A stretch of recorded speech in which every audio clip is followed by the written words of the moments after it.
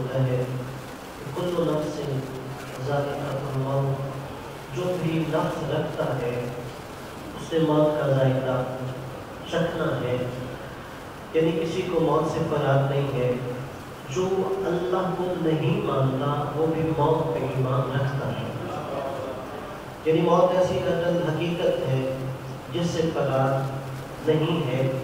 اور دیکھیے دنیا میں آنے کی ترتیب ہوتی ہے کہ پہلے دادا آتا ہے، پھر اس کا بیٹا آتا ہے، پھر اس کا پوتا آتا ہے، لیکن جانے کی ترتیب نہیں ہے۔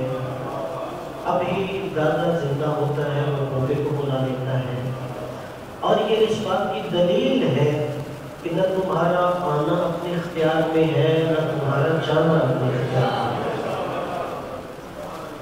کوئی ذات ایسی ہے کہ ہمارے آنے پہ بھی اختیار وہی رکھتی ہے اور ہمارے جانے پر بھی اختیار وہی رکھتی ہے۔ اور پھر یہ جو اللہ نے قاعدہ قانون بیان کیا کہ ہر نفس نے موت کا ذائقہ چکھنا ہے، اگر اس کو ہم بصیرت سے پڑھیں تو اللہ نے ہمارے لیے موت سمجھنا آسان کر دی۔ اللہ نے یہ نہیں کہا کہ ہر نفس نے موت سہنی ہے، کہ نہیں ذائقۃ الموت، اس نے موت کا ذائقہ چکھنا ہے۔ اس کا مطلب ہے کہ موت ہر ایک کے لیے ایک جیسی نہیں ہوئی۔ یہ ذائقہ ہے کہ ہر نفس نے موت کا ذائقہ چکھنا ہے، اس کا مطلب ہے کہ موت ہر ایک کے لیے ایک جیسی نہیں ہوتی۔ جو خاموش ہے ان کے لیے میں آسان کر دیتا ہوں موت کو سمجھنا۔ یہ کافر کے لیے اور ہوتی ہے، مشرک کے لیے اور ہوتی ہے، منافق کے لیے اور ہوتی ہے، مومن کے لیے اور ہوتی ہے۔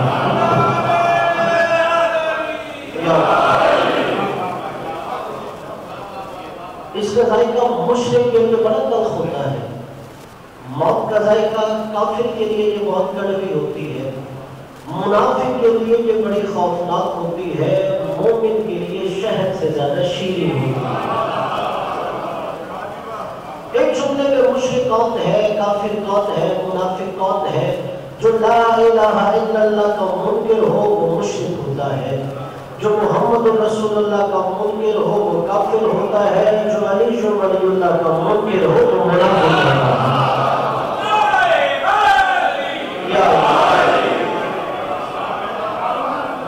کافر و مشرک کے لیے بڑے تلخ ہوتی ہے، اس کا دل نہیں کرتا مرنے، اس لیے کہ ذائقہ اس کے لیے تلخ ہے، لیکن مومن کے لیے شہد سے زیادہ شیریں ہوتی ہے۔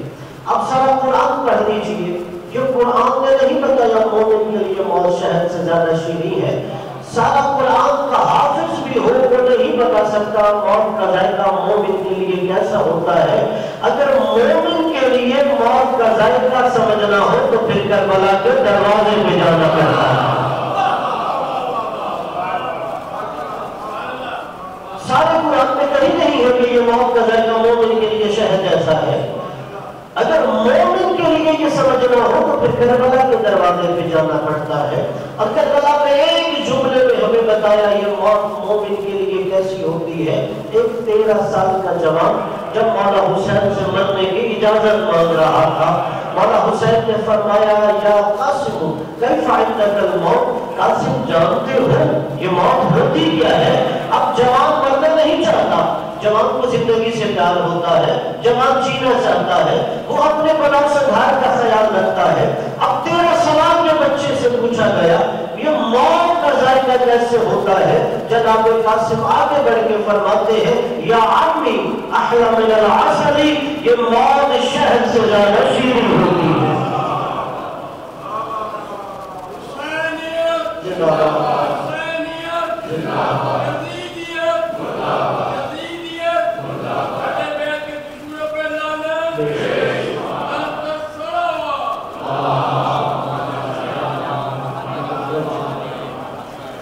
یقیناً کہ مرحوم سید وقار حسین زینی بھی دل میں آئمہ کی محبت و ولایت رکھتے تھے۔ مومن کے لیے موت شہد سے زیادہ شیریں ہوتی ہے، وہ تو خود انتظار کر رہا ہوتا ہے کہ کب وہ مرحلہ آئے گا اور میں خود علی کی زیارت کروں گا، کہ ہم میں سے ہر مومن اس لمحے کو ترس رہا ہوتا ہے کہ مجھے مولا علی کی تجارت نصیب ہو جائے. اس لیے مولا نے کہا تھا کہ مومن ہو یا منافق ہو علی اس کے سرحدے آتا ہے. یحاول حمدان من یموت یرانی مومنا کانا او منافقا بشارت المصطفیٰ نصیحت المرتضی.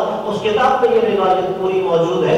صرف میں ایک مولا کا جملہ پڑھ رہا ہوں. جب حارث حمدانی کو مولا نے کہا حارث حمدانی مومن مرے وہ بھی علی کو دیکھتا ہے, منافق مرے وہ بھی علی کو دیکھتا ہے. اب یہ بندہ سوچے گا چلو مومن کے سرحدے تو سمجھ آتی ہے, علی منافق کے سرحدے کیوں آ جاتا ہے؟ مومن کے سرحدے اس لیے آتا ہے کہ ساری زندگی مومن علی کی محبت میں جیتا ہے کہ مجھے کبھی وہ مرحلہ نصیب ہو جائے کہ جب علی کی زیارت آ جائے اس سے زیادہ روحانی اور سہانا لمحہ کیا ہوگا جب مومن کے سامنے علی آ جائے. اس کے لیے موت کا مرحلہ آسان ہو جاتا ہے. تو منافق کے سرحدے کیوں آتے ہو؟ تب منافق علی کے ذکر سے ہی موت آ جاتی ہے. ادھر علی کا ذکر ہوتا ہے, ادھر منافق کی پیشانی پہ بل آ جاتا ہے. اور علی منافق کے سرحدے آ کے یہی بتاتے ہیں کہ جو منافق ساری زندگی علی کے مخ میں جیتا رہے, موت کے وقت علی کا سرحدے آ جانا ہی منافق کی موت ہوتا ہے.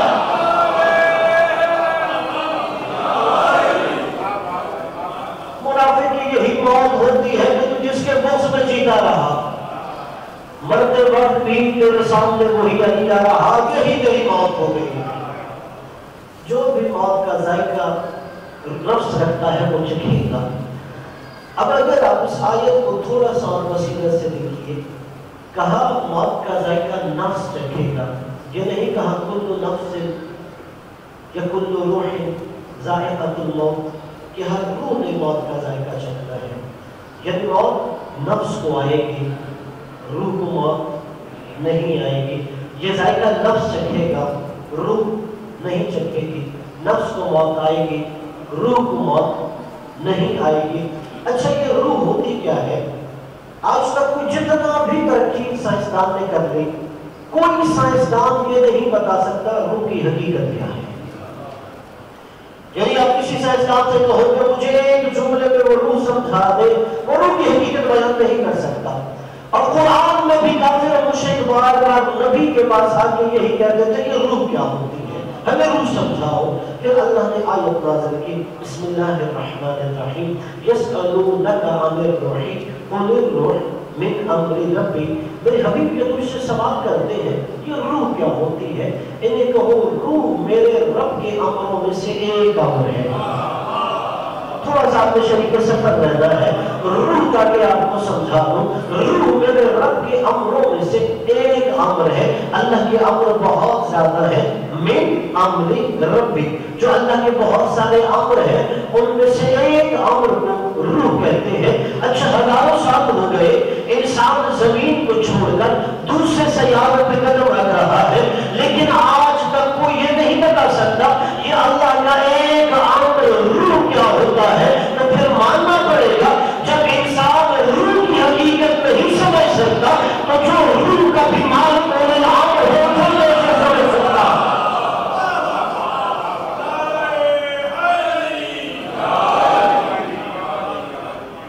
روح اللہ کا ایک امر ہے. جب وہ ایک امر نہیں سمجھ سکتا, جو امر کا بھی مالک ہو وہ انہیں امر ہوتا ہے, تو پھر انہیں امر کیسے سمجھ آتا ہے؟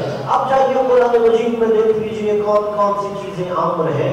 موت امر ہے, زندگی امر ہے, رزق امر ہے, روح امر ہے, رزق امر ہے, اولاد امر ہے, عزت و شہرت امر ہے.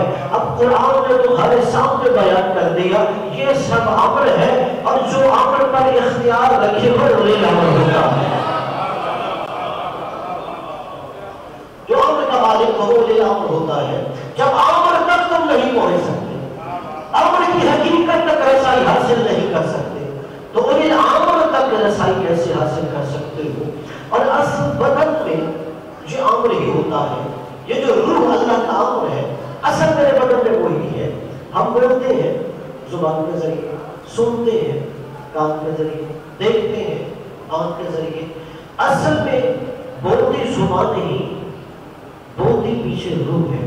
خدا کو سلامت رکھے. بولتی پیچھے روح ہے, دیکھتی آنکھ نہیں, دیکھتی پیچھے روح ہے، سنتا کام نہیں، سنتی پیچھے روح ہے، تو زبان بولنے کا وسیلہ ہے۔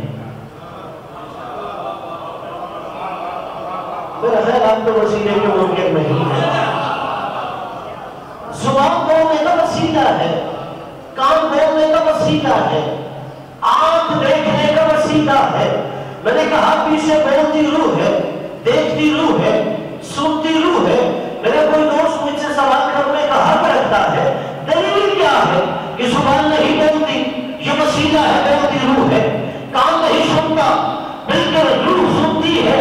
کان ایک وسیلہ ہے، کتنا دلیل یہ ہے جب تک روح بدن میں تھی زبان بول رہی ہے، جیسے ہی بدن سے روح نکل گئی زبان ہے بولتی نہیں۔ کسی کو میں سمجھ آیا ہے؟ اگر زبان بول رہی تھی، زبان تو بدن میں موجود ہے، نکلی تو بدن سے روح ہے، زبان کیوں نہیں بول رہی؟ اگر سنتا یہ کام تھا، کام موجود ہے، بدن سے تو روح نکلی ہے۔ نہیں، یہ بولنے کا وسیلہ تھا، جو اصل اللہ کا امر تھا، وہ بولتا تھا۔ اب وہ امر نکل گیا، اب زبان بولتی نہیں، کان سنتا نہیں، آنکھ دیکھتی نہیں۔ ہر مذہب و مسلک کا یہی کہتا ہے جب تک بدن میں روح ہے زبان بولتی ہے، کان سنتا ہے، آنکھ دیکھتی ہے۔ مسلمان بھی یہی عقیدہ رکھتا ہے، ہندو بھی یہی عقیدہ رکھتا ہے، عیسائی کا بھی یہی عقیدہ ہے، یہودی کا بھی یہی عقیدہ ہے۔ جب تک بدن میں روح ہے زبان بولتی ہے، کان سنتا ہے، آنکھ دیکھتی ہے۔ جیسے ہی یہ روح نکل گئی اب زبان بولتی نہیں ہے، کان سنتا نہیں ہے، آنکھ دیکھتی نہیں ہے۔ ساری کائنات میں مذاہب و مسلک کو خود پڑھنا چاہیے، صرف ایک مذہب ایسا ہے کہ جب روح سے بدن نکل بھی جائے وہ اپنے مرنے والے کو اپنے شانوں پہ اٹھا کے لہر میں لٹا کے شانہ ہلا ہلا کے کہتے ہیں اسمع افہم سمجھ اور سمجھ۔ اس سے پوچھو اس کے بدن سے تو روح نکل گئی، آپ کسے سنا رہے ہو، آپ کسے سمجھا رہے ہو؟ تو یہی کہے گا اس کے بدن سے امر نکلا ہے، اس کے دل میں امر رہتا ہے۔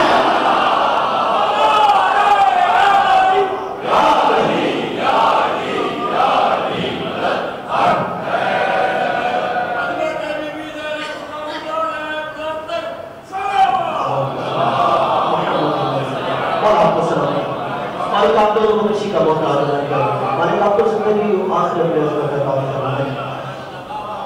بدن سے نکلا تھا امر، اس لیے ہر مذہب مسلک والا یہی کہتا ہے جب وہ امر نکل گیا اب یہ سنتا نہیں ہے، اب یہ بولتا نہیں ہے، اب یہ سمجھتا نہیں ہے۔ لیکن ہم واحد وہ ہے کہ جو اپنے مرنے والے کو قبر میں لٹا کے اس کا نام لے کے اسے ہلا کے کہتے ہیں اسمع افہم سن اور سمجھ۔ اس لیے کہ ہمارا یہ عقیدہ ہے، یہ سن بھی سکتا ہے، یہ سمجھ بھی سکتا ہے۔ امر نکل گیا تو کیا ہوا؟ دل میں تو امر موجود ہے، وہ سن بھی سکتا ہے، سمجھ بھی سکتا ہے۔ تو ہر نفس میں موت کا ذائقہ چکھنا ہے۔ پھر اللہ نے کہا سورۃ الشعراء بسم اللہ الرحمن الرحیم وَمِنَ النَّاسِ، لوگوں میں ایک ایسا بھی ہے، یہاں پر بھی من شروع میں آیا کہ سارے لوگوں کی بات نہیں ہو رہی، کہا ایک ایسا ہے وَمِنَ النَّاسِ، لوگوں میں ایک ایسا ہے مَن يَشْرِي نَفْسَهُ، جس نے اپنا نفس ہی اللہ کو بیچ دیا۔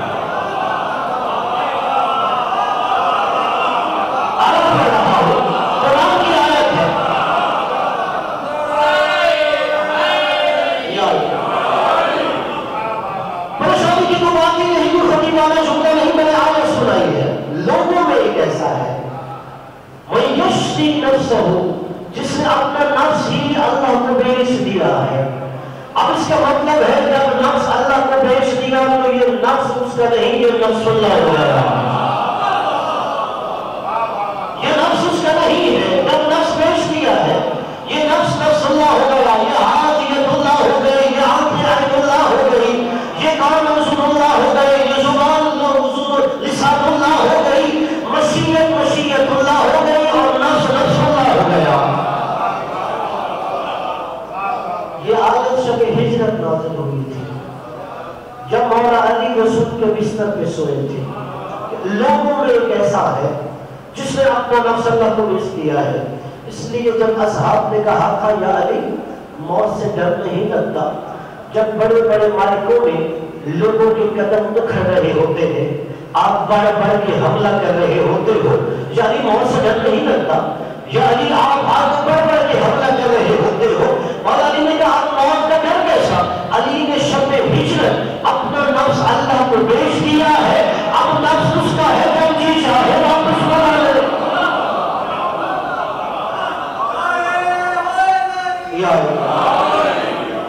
یہ نفس میں نفس بیچ دیا ہے. یہ نفس نفس اللہ ہو گیا.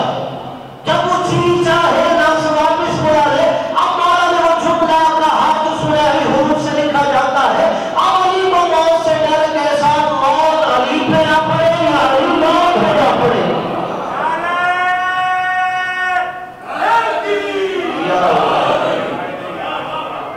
اس لیے کہ علی نے نفس اسے بیچ دیا ہے.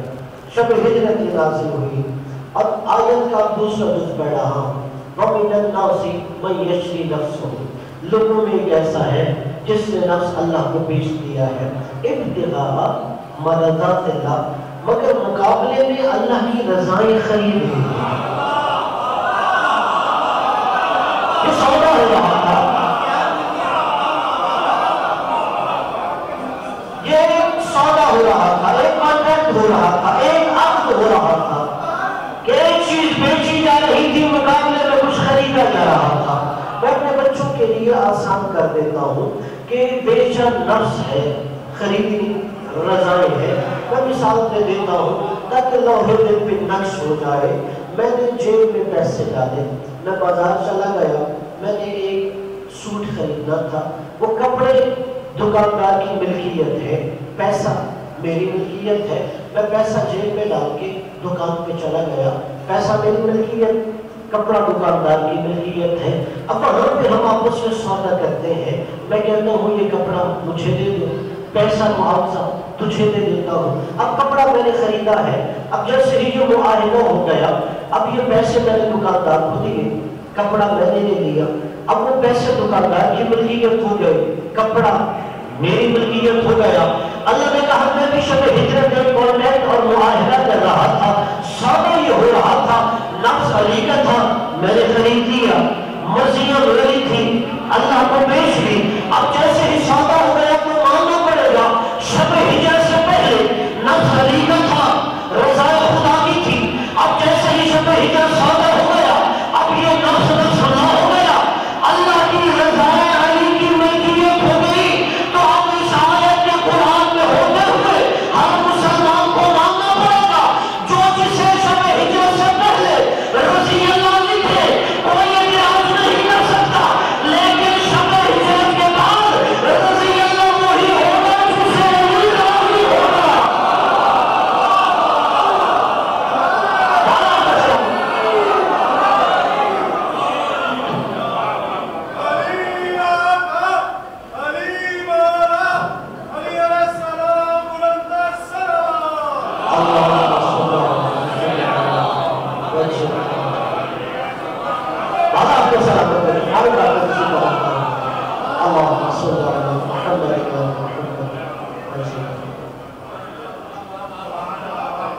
نفس علی کا تھا، علی نے نفس بیچ دیا. قرآن کی آیت مقابلے میں اللہ کی رضا خرید لی تھی. تو اب یہ ماننا پڑے گا شب ہجرت کے بعد جو جسے رضی اللہ کہے کوئی اعتراض نہیں کر سکتا. اب قرآن کی اس آیت کی روح سے عقیدہ یہی بنانا پڑے گا کہ شب ہجرت کے بعد رضی اللہ وہی ہے جس سے علی راضی ہوتا ہے. تو نفس کو موت آتی ہے، روح کو موت نہیں آتی. یہ چونکہ اللہ کا امر ہے. اب اللہ کا امر آپ کو سمجھانے کے لیے کہ اللہ کے امر کتنا مضبوط اور طاقتور ہوتا ہے. آپ رات کو یہاں لاہور میں بستر پہ سوئے، آپ لاہور میں گھر میں سو رہے تھے. رات کو آپ نے خواب دیکھا، آپ یہاں مت نہیں، آپ کو مکہ معظمہ میں بیت اللہ کا طواف کر رہے ہیں. آپ صبح اٹھے اور جا کے کسی بھی مذہب مسلک کے عالم سے پوچھ لیجیے، میں نے خواب دیکھا ہے کہ میں سو رہا تھا، کعبے کا طواف کر رہا ہوں، ہر عالم یہی کہے گا تیرا جسم یہاں تھا، تیری روح وہاں تھی۔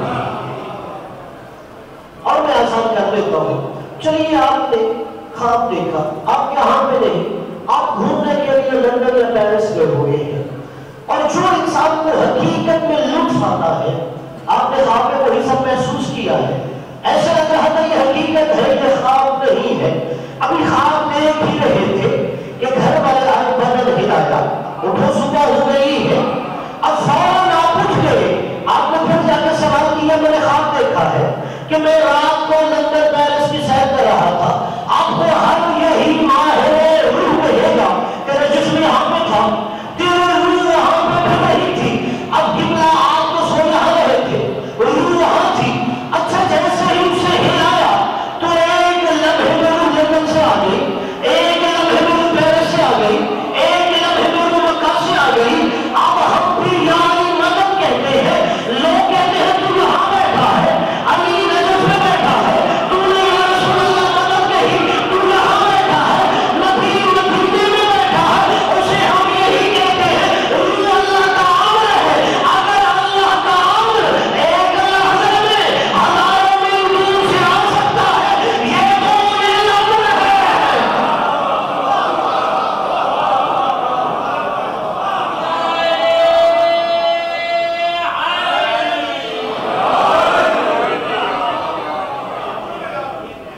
اگر امر آ جائے تو تعجب نہیں کرتے، امر ہزاروں میل دور سے ایک لمحے میں آ گیا تھا۔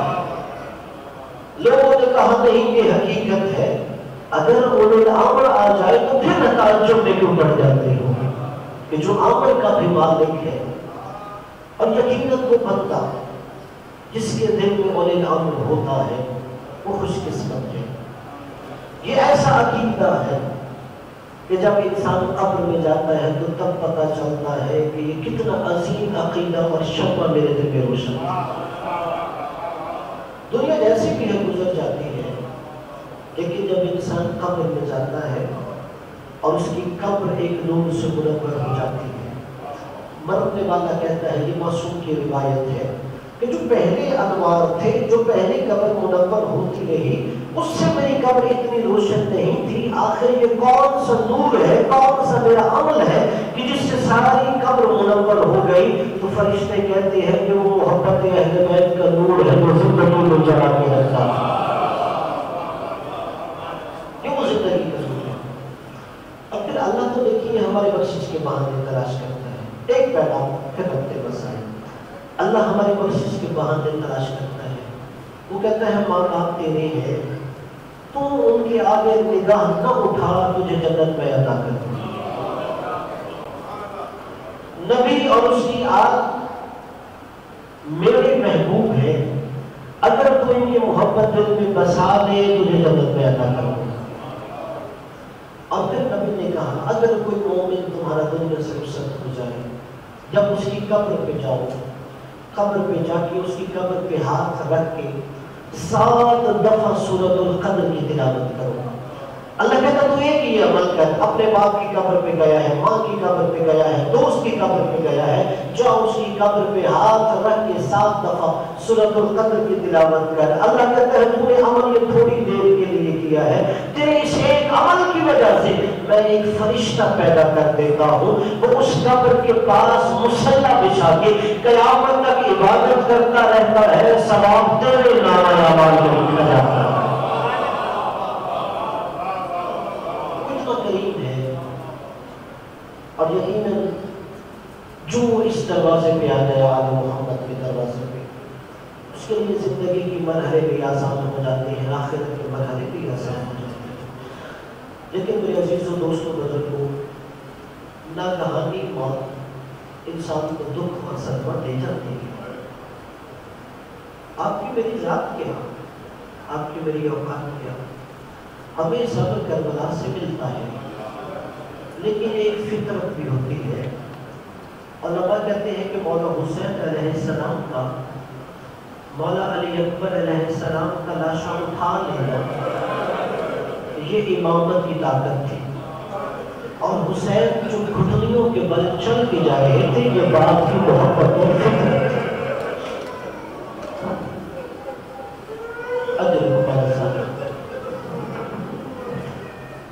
اور پھر سید سجاد جیسے بیٹے کو بھی دیکھو، جب مولانا حسین آخری سلام کے لیے آئے تو آواز دی، یا زینب یا رقیہ یا ام کلثوم یا سکینہ علیکم السلام، میری زینب وہاں ہو، رقیہ ام کلثوم سکینہ، میرا آخری سلام ہے۔ اب ساری بہنیں بیٹیاں آ گئی، ذرا سوچو تو صحیح، سادات کی مستورات کا آخری سہارا دنیا سے ڈالا ہے۔ عباس و علی اکبر علیہ السلام نہیں رہے، کہا زینب میں مقتل میں جانے سے پہلے اپنے سجاد کو امامت کی امانتیں دینا چاہتا ہوں۔ اگر 24 سال کا کل یہ جوان بیٹا ہو اور 57 سال کا بوڑھا باپ ہو، زینب سلام اللہ علیہ ساتھ چلے۔ جناب زینب سلام اللہ علیہ نے مولا عباس مولا سجاد کو ہلایا۔ یہ خدا کی مشیت تھی کہ مولا سجاد میں صبح عاشور سے نشی کا عالم تھا، یہ اللہ کی مصلحت اور مشیت تھی۔ جیسے ہی جناب زینب نے ہلایا کہ سجاد بیٹا اٹھ، بابا ملنے آیا ہے۔ ذرا جوان اولاد سوچے تو صحیح، پہلی دفعہ جوان بیٹے نے آنکھیں کھولی، بابا کا سارا بدن زخموں سے چور ہے، بابا سر سے لے کے پیروں تک خون سے نہایا ہوا ہے۔ اللہ تعالیٰ جیسے ہی جوان بیٹے نے بابا کو اس حالت میں دیکھا، پہلا جملہ کہا، یا ابتاہ این این عمی العباس، بابا چچا عباس کہاں چلے گئے؟ ادرکم علی زہرا، مالا آپ کو سوا اسلام میں کسی غم میں کرنا ہے، یہ بتائے سب کو جھکانے میں نہ ہوگی معافی مانگو۔ زندگی میں کوئی ایسا وقت ہوتا ہے، گناہ ہوتا ہے تو ان کے غم میں ہونے نہیں دیتا۔ پہلا جملہ کہا کہ چچا عباس کہا گئے، دوسرا جملہ کہا جب کہا تو قد قتل، تیرا چچا عباس مارے گئے۔ دوسرا جملہ کہا این این علی الاکبر، بابا میرا علی اکبر کہا گیا؟ فرمایا قد قتل، علی اکبر بھی مارے گئے۔ فرمایا این این القاسم، بابا قاسم کہاں چلے گئے؟ فرمایا قد قتل۔ اداکار مولا سجاد ایک بی بی کو دیکھتے آئے، جناب رباب سلام اللہ علیہ کی آغوش دیکھی، جناب علی اصغر نظر نہیں آئے، اب ایک بی بی کی آغوش دیکھ رہے ہیں، علی اصغر کسی کی آغوش میں نظر نہیں آیا۔ مولا سجاد علیہ السلام نے آہستہ سے سر اٹھایا، علی اصغر کے جھولے کو دیکھا، جھولا بھی خالی نظر آیا، کہا یا ابتاہ این این علی الاصغر، بابا میرا علی اصغر کہاں ہے؟ فرمایا قد قتل، علی اصغر مارا گیا۔ اب مولا علی سجاد علیہ السلام جملہ کہتے ہیں، بابا کیا لشکر یزید ہمارے خیمے میں کر رہا ہے؟ کیا لشکر یزید کی یہ جسارت کہ ہمارے خیمے میں آ گیا ہے؟ کہ نہیں سجاد، میں تو علی اصغر کو آنکھوں پہ اٹھا کے لے گیا تھا۔ کہا سجاد مجھ سے زیادہ سوال نہ کرو، یا مردوں